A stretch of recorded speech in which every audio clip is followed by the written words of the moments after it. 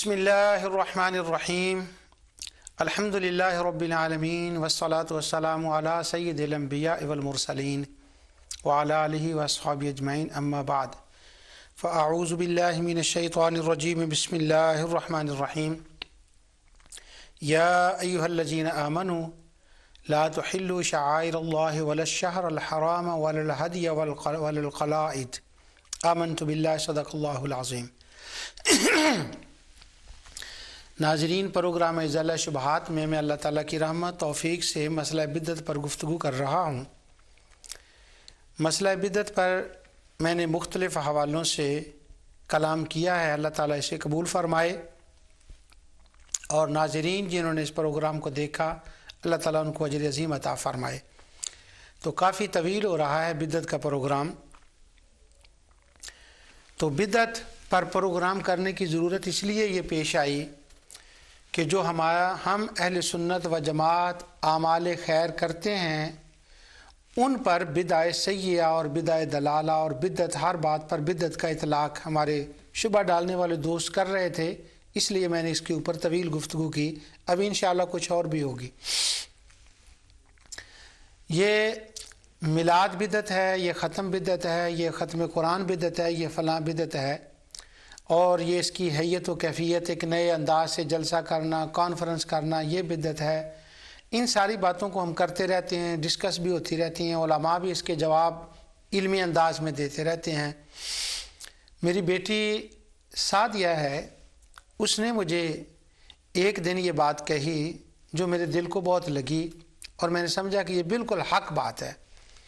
वो मुझे कहने लगी, अब्बू के जहाँ तक बिदा का मसला है, अगर बिदअ हसना को लोग मान लें कि बिदअ हसना का वजूद होता है तो कम अज़ कम 90% जो मुश्किल है मसला बिदअत में वो हल हो जाती है। क्योंकि जो काम अमाल अहले सुन्नत करते हैं उनकी असल तो कुरान और सुन्नत में होती है, उनका जो अंदाज़ होता है वही नया होता है ना, तो वो बिदअ हसना है। तो वो सादिया मुझे कहने लगी कि बिदअ हसना किसी तरह अगर एक्सेप्ट हो जाए उम्मत के अंदर तो 90% मामला सोल्व हो सकता है। ये बिल्कुल उसकी बात सही थी। मैं भी इस बार पर मुत्तफ़िक हूँ कि मसलन कोई अगर पूछे कि ये जुमेरात को आप घर वालों को बुलाकर अपने आबा व अजदाद के लिए दुआ करते हैं, दीन की बात करते हैं, ये क्यों करते हैं? नबी की सल्लम ने तो नहीं किया। तो अगर हम जवाब में कहें कि दुआ मांगना तो कुरान से साबित है, कुरान पढ़ना तो कुरान व हदीस से साबित है, और जो दुनिया से चले गए उनके लिए दुआ करना तो कुरान हदीस से साबित है। लेकिन हमारे फैमिली मामलात ऐसे हैं कि फैमिलियाँ तो इकट्ठी नहीं होती, लोग तो मुख्तलिफ़ जगहों पर बच्चे काम अपने में होते हैं, तो एक दिन मुकर्रर कर लेते हैं, साथ फैमिली का भी इकट्ठा हो जाता है, दुआ भी मांग लेते हैं।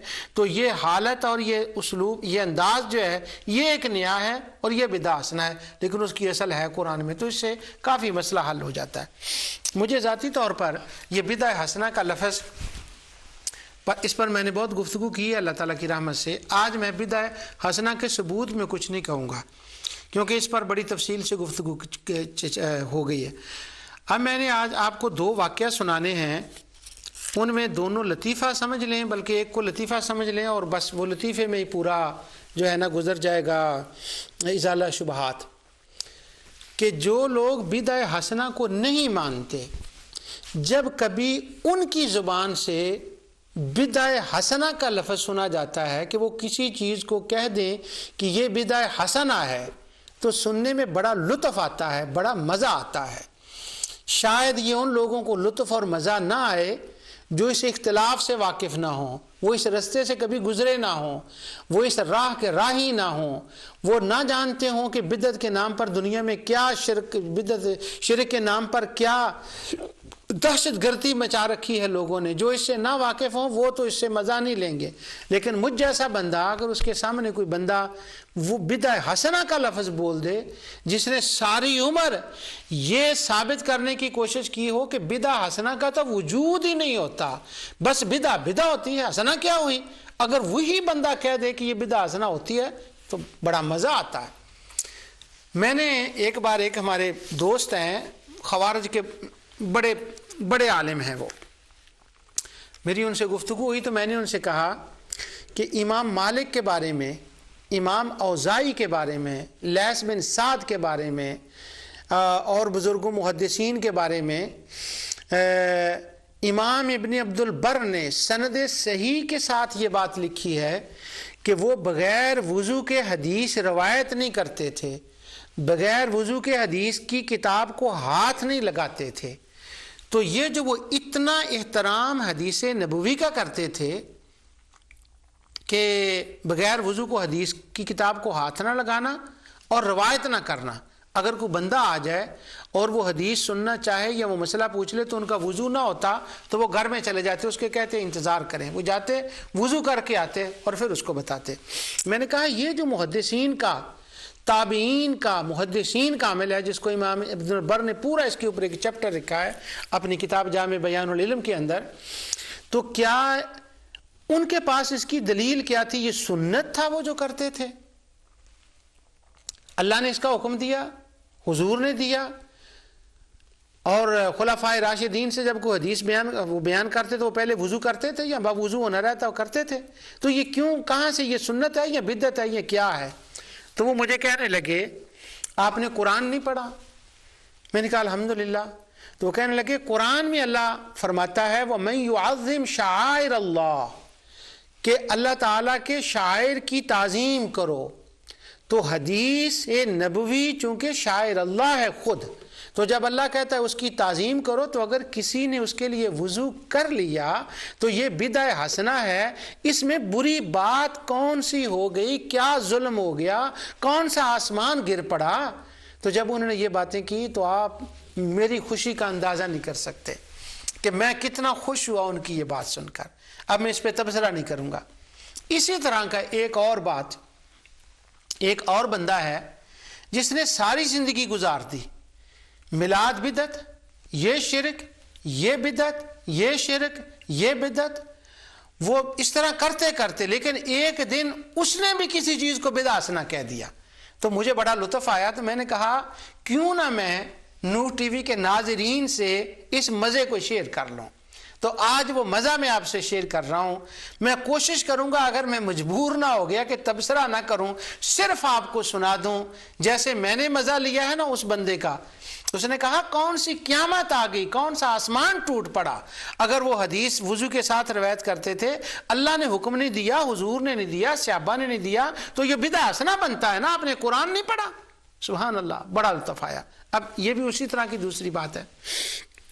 یہ میرے ہاتھ میں ایک کتاب ہے، یہ میں اس کتاب سے زیادہ میں عبارت پڑھوں گا، کوشش کروں گا میں نہ کروں تبصرہ اس کے اوپر تاکہ آپ خود اس کا تبصرہ کر لیں۔ یہ کتاب ہے، اس کا نام ہے رسائل و مسائل، اور اس کا حصہ ہے چہارم، اور اس کا مصنف کا نام ہے سید ابو الاعلی مودودی، اور شائع ہوئی ہے Islamic publication private limited, Shah Alam market, Lahore سے۔ تو رسائل و مسائل ہے، اس کے اندر ایک مسئلے پر گفتگو ہوئی ہے۔ پہلے وہ مسئلہ سنیں اور پھر اس کے بعد اگلا جو لطف ہے نا وہ آپ لیں۔ ہوا یہ کہ کعبۃ اللہ کے اوپر غلاف چڑھایا جاتا ہے، تو آپ یہ جانتے ہیں کہ سب سے پہلے غلاف عام روایات کے مطابق جو مشہور ہیں، اگرچہ اس کے خلاف بھی روایت ہیں، طبہ ہمیری رضی اللہ عنہ نے پہلا کعبۃ اللہ پر غلاف چڑھایا۔ اس کے بعد وہ چلتا رہا، صحابہ کرام نبی کریم صلی اللہ علیہ وسلم نے بھی، اور حضور کے زمانے آنے سے پہلے بھی وہ غلاف سال کے بعد چینج کرتے تھے، تو وہ غلاف کعبہ ہوتا تھا، اب بھی ہوتا ہے الحمدللہ، اللہ قیامت تک قائم رکھے۔ تو جب یہ پہلے یہ ہوتا تھا کہ کبھی کبھی مسلمان ملکوں کو غلاف کعبہ بنانے کی یہ سعادت ملتی تھی کہ مصر نے بنا لیا، پھر کبھی پاکستان کو 1963 میں، اس رسالے کے مطابق 1963 میں پاکستان کو یہ سعادت ملی کہ پاکستان نے غلاف کعبہ تیار کا، سعودی گورنمنٹ نے ان کو کہا۔ اب چونکہ یہ بہت بڑی سعادت تھی تو اس وقت مولانا مودودی کے بڑے شاگرد اور جاننے والے لوگ تھے حکومت کے اندر، تو یہ مجھے آپ کا ٹائم ضائع نہیں میں کرنا چاہتا کہ پاکستان میں سفارش نہیں چلتی، تو کسی طریقے سے اس کعبے کے غلاف کے بنانے کا جو انتظام تھا نا وہ مولانا مودودی نے اپنے ہاتھ میں لے لیا۔ تو اب لوگوں نے ان کے اوپر اسی کتاب میں لکھا ہے، وہ خود مولانا اس کا جواب دیتے ہیں کہ لوگوں نے میرے اوپر شک بھی کیا کہ میں نے اپنا سیاسی مسئلہ جو ہے وہ چمکانے کے لیے کیا ہے، کون ہے میرے دل کے حال کو کیا جانتا ہے، تو انہوں نے وہ غلاف تیار کیا، اپنی نگرانی میں تیار کرایا۔ اس کے بعد اس کا جلوس نکالا، پورے پاکستان میں غلاف کعبہ دکھایا گیا، ٹرین کے اوپر رکھا گیا، جلوس نکالے گئے، زیارت کرائی گئی۔ اب جب وہ سارا کچھ ہو گیا تو لوگوں نے مولانا پر بڑے اعتراض کیے کہ آپ تو شرک بدعت تفہیم القرآن میں یوں ہے، رسائل و مسائل میں یوں ہے، تفہیمات کے حوالے سے آپ نے وہ یہ لکھا فلاں، ساری عمر شرک و بدعت، تو یہ آپ نے کیا کیا؟ تو لوگوں نے بڑے اعتراض کیے۔ تو ان اعتراضات میں سے ایک اعتراض مولانا نے خود رسائل و مسائل کے اندر کسی نے ان کو خط لکھا، خط تو بڑے گئے تھے ان کو، بہت لوگوں نے کیا کہ یہ آپ نے کیا کیا کہ اس کا جلوس نکالا اور آپ ساتھ گئے، کیا ہوا؟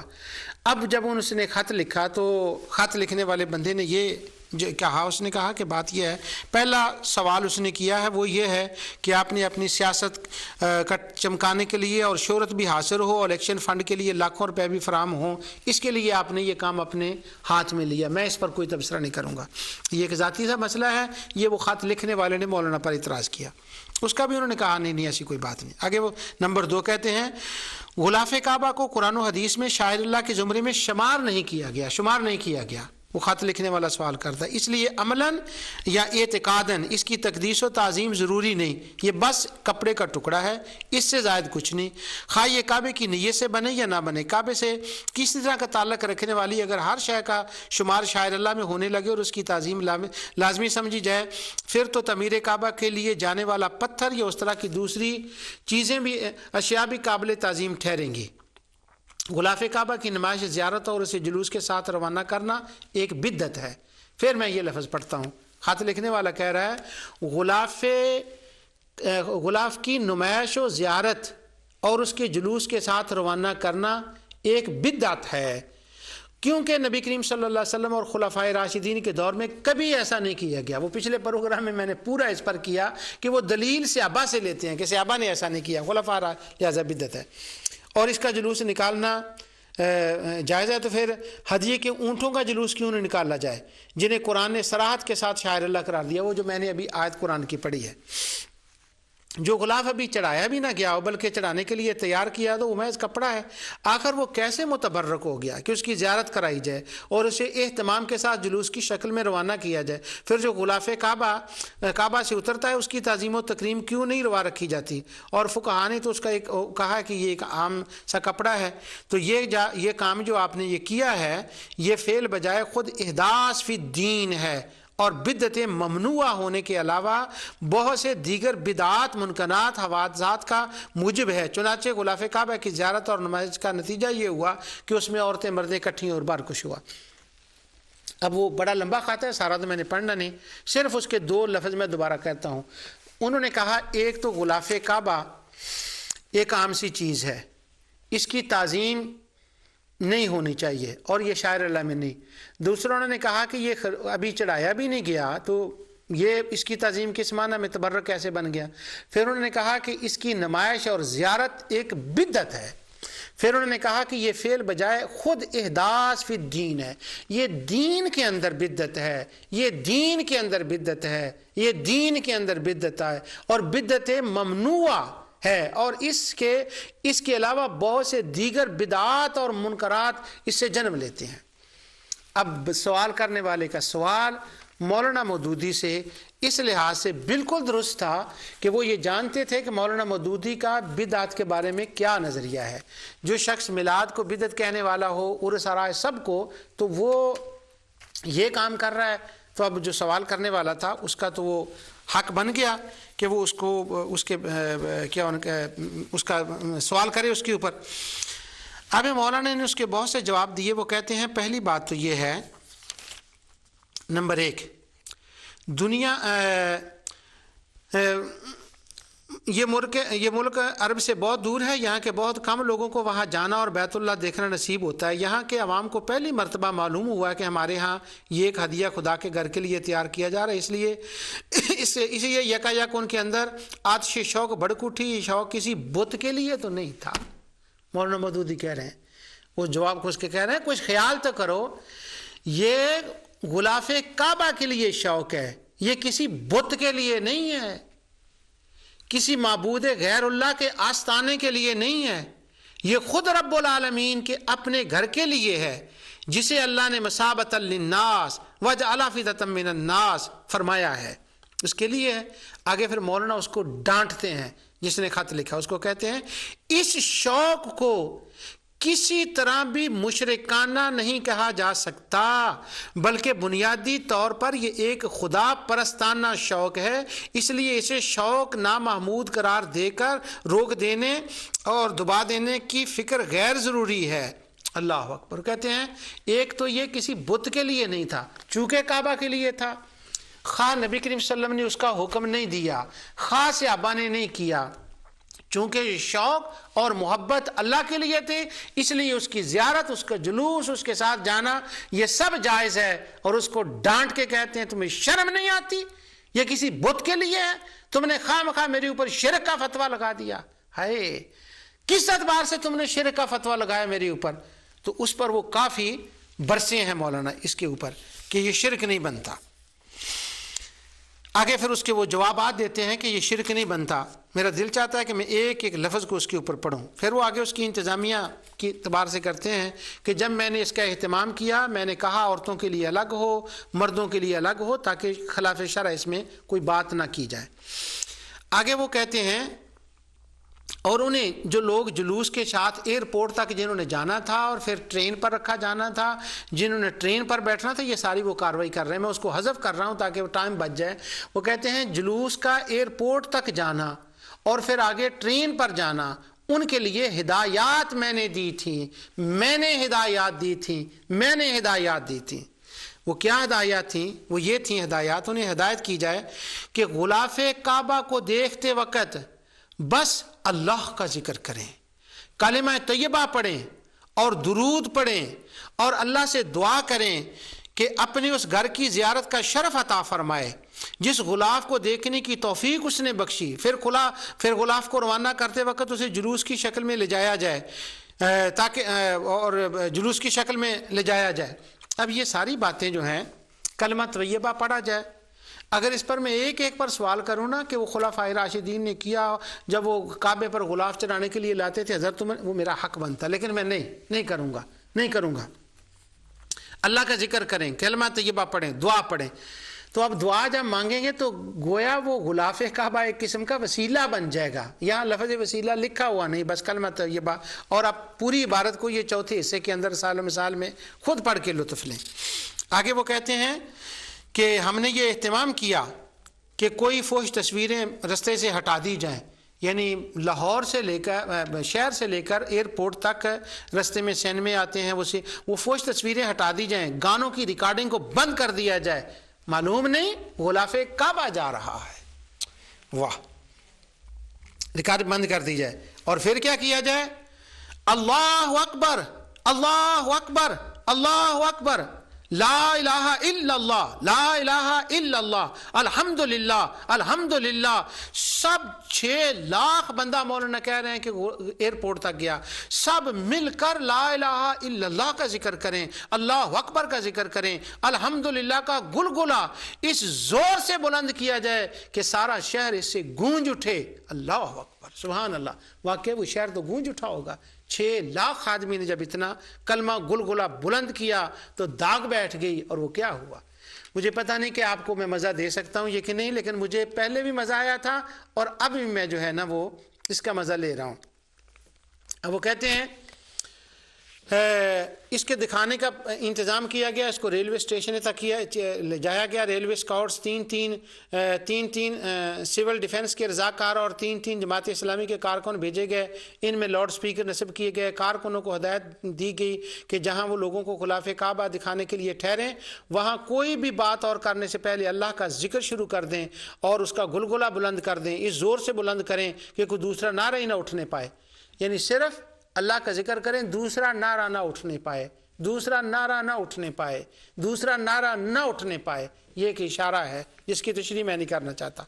آگے وہ کہتے ہیں زائرین کو ہر طرح کے مشرکانہ افعال سے روکیں تاکہ کوئی ایسا واقعہ پیش نہ ہو، وہاں کسی کو سجدہ نہ کرے، کوئی خلاف شرع جو ہیں وہ کوئی ایسی بات نہ ہو، تو اس طرح سے یہ ہم نے تو اس کو عین شریعت کے مطابق غلاف کعبہ کا جلوس نکالا ہے۔ آخر میں کہتے ہیں لاہور کا جلوس تو میں نے خود دیکھا ہے اور شروع سے آخر تک اس میں شریک رہا ہوں، ہوائی اڈے تک پہنچتے اس میں 6 لاکھ آدمی شامل ہو گئے تھے، یہ وہ 6 لاکھ میں، اور 8 میل لمبا راستہ تھا، میں معذرت چاہتا ہوں میں نے وہ 6 میل کہا تھا میرے خیال میں، تو 8 میل لمبا راستہ تھا، پورے راستے میں تمام سینماؤں دکانوں کو بند کر دیا گیا، فوج تصویریں ہٹا دی گئیں اور ریڈیو پر گانوں کی تمام آوازیں بند ہو گئی تھی، پورا جلوس اللہ اکبر اور لا الہ الا اللہ کے ذکر کے سوا کوئی چیز قبول کرنے کے لیے تیار نہ تھا۔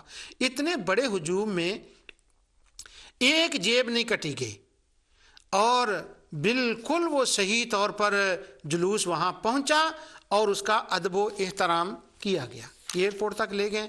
پھر کہتے ہیں وہ سوال کرنے والے نے پیچھے یہ سوال کیا تھا کہ لوگوں نے اس جلوس کو جو غلاف کعبہ تھا نا جس ڈبے میں پڑا ہوا تھا اس ڈبے کو برکت کے لیے ہاتھ لگاتے تھے، تو یہ اس نے سوال اٹھایا تھا کہ وہ ڈبے کے اندر پڑا ہوا تھا اور سب لوگ اس کو ہاتھ لگا رہے تھے اس کے اندر، تو وہ تو کعبے پہ چڑھا بھی نہیں اور ڈبے کے اندر لوگ برکت کے لیے اس کو ہاتھ اٹھا رہے ہیں۔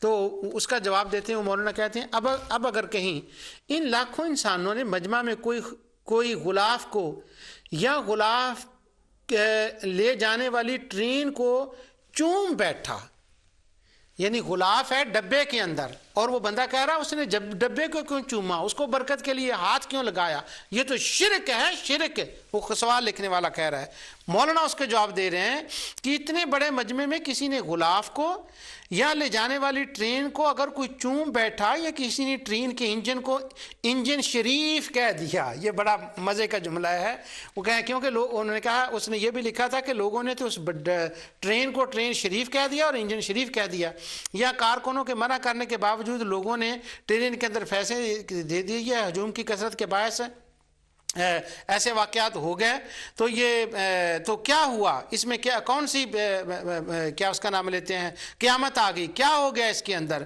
کیوں تم اس کو اعتراض کر رہے ہو؟ پھر کہتے ہیں پھر ان معتذرین حضرات نے محض کیڑے چننے پر اکتفا نہ کیا بلکہ کیڑے نہ تھے وہاں بھی اپنی طرف سے کیڑے ڈالنے بھی تعمل نہ فرمایا، اور کیا کیا کہ وہاں غلط سے غلط باتیں اس کی طرح منسوب کر دیں۔ آگے کہتے ہیں میں نے غلاف کعبہ کی نمائش کا یہ سارا اہتمام کس نیت سے کیا تھا اللہ تعالیٰ ہی بہتر جانتا ہے، میری نیت کسی پر کیسے منکشف ہو گئی، وہ علیم بذات صدور ہے، ہونے کے مدعی ہیں، تو اس شرک و بدعت سے اشد چیز ہے جس پر وہ گرفت فرما رہے ہیں، اگر انہوں نے میری طرف سے یہ نیت محض قیاس و گمان کی بنا پر منصور فرمائی ہے تو شاید انہوں نے قرآن و حدیث میں صرف شرک و بدعت کے سوا کوئی آیتیں نہیں ملتی ظالموں کو۔ انہوں نے مولانا کو کہا کہ یہ نکال کر تم نے شرک کیا ہے، لوگوں کو ہاتھ لگایا، اس نے ہاتھ لگایا ہے ان کو، تو یہ شرک ہو گیا۔ تو وہ کہتے ہیں قرآن پڑھتے ہو تو کیا قرآن کے اندر تمہیں شرک و بدعت کے سوا کوئی دوسری آیت بھی نظر آتی ہے کہ نہیں؟ وہاں احکام کی آیتیں بھی ہیں کہ نہیں؟ زندگی بسر کرنے کی آیتیں بھی ہیں کہ نہیں؟ انبیاء اور اولیاء کی شان کی آیتیں بھی ہیں کہ نہیں؟ کعبے کی آیتیں بھی ہیں کہ نہیں؟ تمہیں صرف شرک و بدعت کی ذات